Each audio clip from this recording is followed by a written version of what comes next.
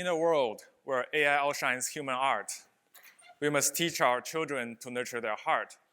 For machines might excel in skill, our humanity remains what sets us apart still. So what I just said, I didn't write that. No human wrote it. It was written by a chatbot, an AI called ChatGPT. Actually, so were the intro you just heard and the blurb of this talk. And that robot too. It was generated by another AI called DALL-E 2. So technologies like those are sending shock waves through our education system. Plagiarism will never be the same. Students are already using them to do their homework, and professors are having a really hard time telling apart which essays were written by a human, their students, or machines. And there's a heated debate on what we should do about it. Some schools are already banning them, and some researchers are working on how to effectively do so. But I'm concerned about this approach. In 1981, there were people trying to ban computers in schools. Absurd, right? But I think we're in a similar situation now. Automation is nothing new, but for the longest time, we thought our creativity would be the last thing to be automated. Boy, were we wrong about machines. Those are some examples of the emerging technologies of artificial creativity, and this is only the beginning. They're improving fast, and soon they will be everywhere. Education is about the future, and ours will be an era where AI is more creative than us. They will power our creativity. But this is not to say we should just ignore the problems of plagiarism in school. Yes, ChatGPT made it a lot easier to cheat, but why do students want to cheat in the first place? Maybe there are some deeper problems, and ChatGPT merely revealed what was there all along. Unmotivated students. If students value their learning enough, why would they give up the opportunity to learn and to cheat? So I think to ChatGPT or to not ChatGPT, that is not the problem. That's not the question. The real question is, how do we make education meaningful and fulfilling enough so that students would value their learning over their grades?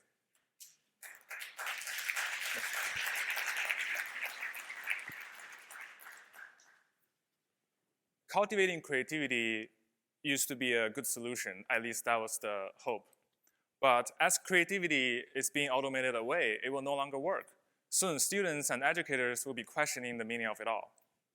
And automating creativity is nothing like automating anything else. It will no longer be just about our economy, but also our psychology. It gets on our nerves because creativity goes deep into our identity. It's a proof of our uniqueness. But if creativity is no longer uniquely a human trait, that will shake the very foundation of our being. And that's what ChatGPT would call an existence quake. I know this might sound a bit anxiety-provoking, but I don't think this existence quake is necessarily a bad thing. Because if creativity is no longer uniquely a human trait, we may as well not build our identity on our creativity. I think that will free us to rethink what it means to be human and reprioritize what we pursue in life. And this is my hot take. I think the greatest contribution of those machines, even greater than the stuff they will generate, is that they will free us from our ego in our pursuit of creativity.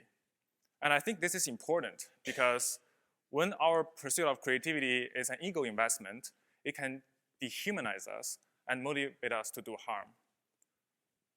And our history is littered with such examples.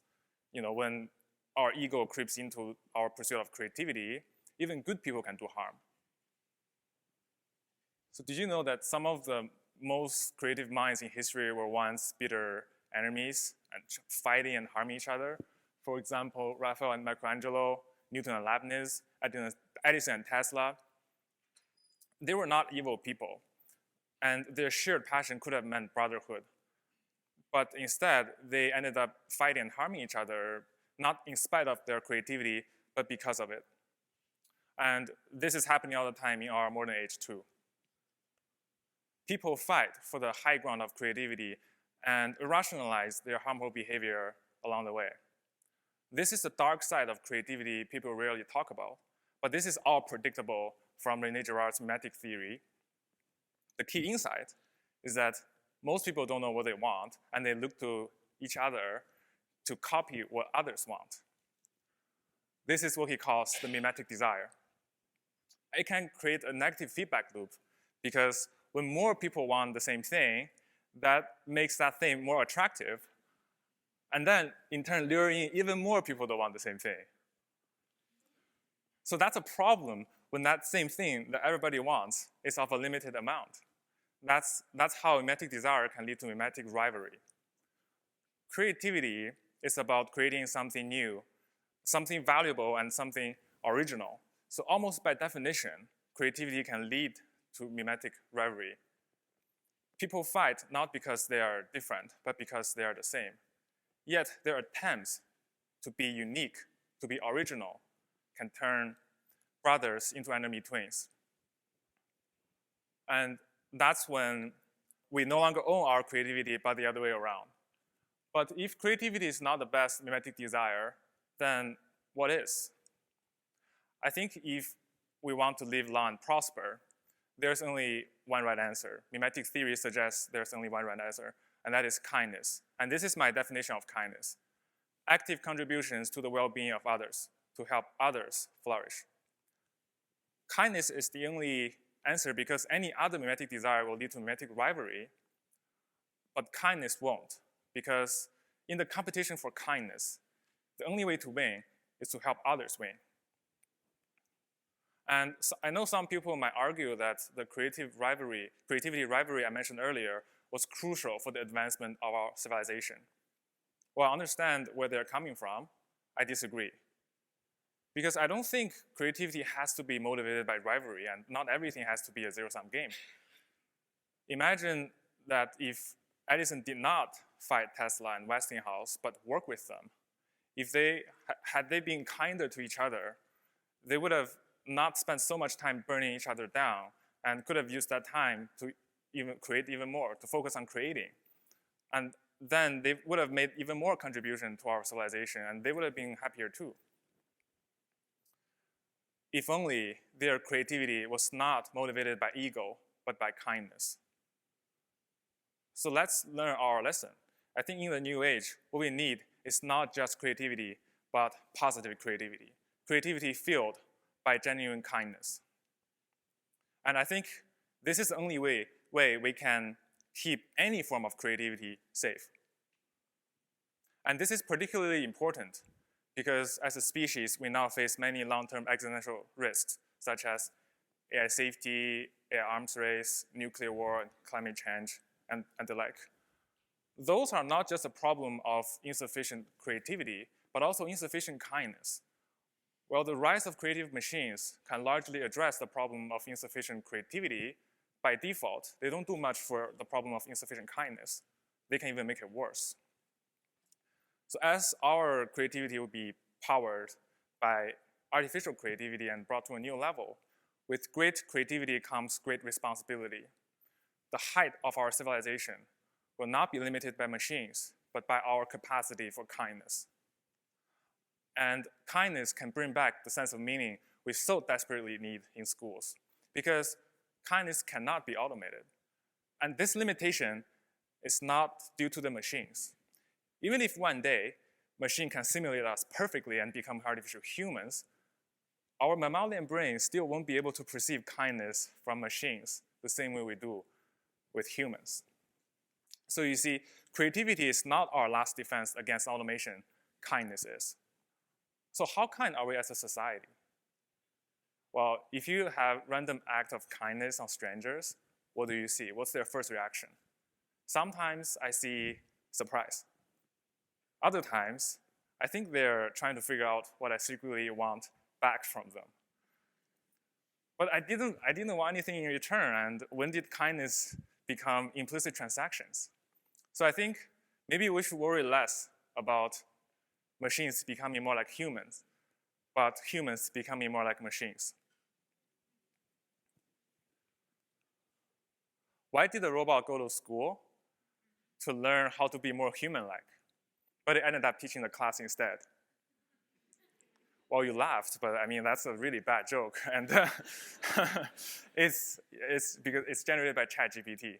And to me, it sounded more like a warning, because imagine a world where machines are more human than humans, the very humans we deal with every day. I, for one, don't want to live in a world like that. Thank you. Thank you. It's good to know that we're in the same boat here. So I choose to believe in a kinder future because I think we can only get there if we see it first. Picasso once said, every child is an artist. The problem is how to remain an artist when he grows up. I think the same logic goes for kindness as well.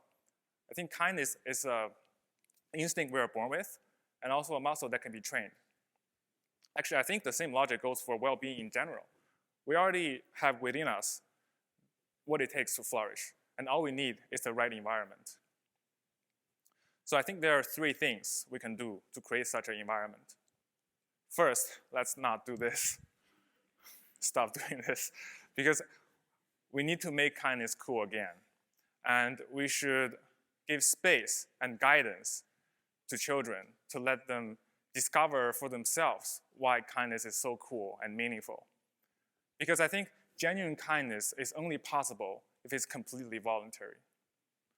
And this is important. I think every design decision in school should be aimed at making kindness the greatest mimetic desire. Because the time will come when the survival of our civilization will depend on it.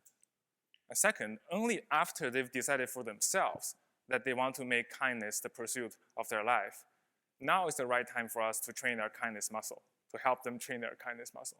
And kindness is not easy. It takes a great number of things. It's not just being nice. You need to know exactly what to do. It takes cognitive empathy and a deep understanding of well-being to know what others need.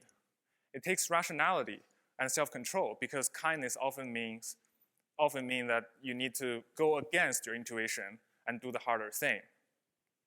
Sometimes it takes great courage. It can mean that you need to fight relentlessly against the unkind.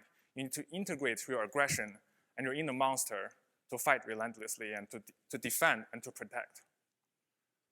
Last but not least, we should invest way more in the future study of kindness. There are still plenty of mysteries in the field, and kindness can be hard in so many ways. But also there are so many opportunities too. We can further our understanding of kindness from many perspectives: descriptive, normative, experiential, and even computational, which is what I'm interested in as an AI researcher. We should build research centers and institutes focusing on kindness, and maybe a faculty of kindness in our universities. So back in 2021 summer, I was taking care of my dying grandpa. He's been kind all his life, and I think my kindness should be the last gift that I can give him back. He's already really fragile and starting to forget about things. But he still insisted on helping us with cooking, housework like cooking. And as much as we love him, he's putting way too much salt in everything. As much as we love him, cooking and eating would have been a lot easier if he's not trying to help. So I asked my mom, why do we still allow him to, not allow, but why do we still let him help and pretend everything is perfect? My mom said, that's the last gift we can give him, the opportunity to give kindness. And that was the moment when I realized that I was wrong about kindness all along. I always trying to maximize the kindness I give and minimize the kindness I take, hoping to maximize the gap like a savings account. But that was the moment I realized that receiving kindness is also a gift, because it allows others to experience the wonderful feeling of giving kindness. So I realized that kindness is also about helping others to give kindness. And that was our last gift to my grandpa near the end of his life. Thank you. Thank you. How about we give this gift near the beginning of lives instead, to help our children experience this great feeling of kindness, one kid at a time. And only as a side benefit, we end up with a kinder and better future. When AI outshines human art, we must teach our children to nurture their heart. Thank you.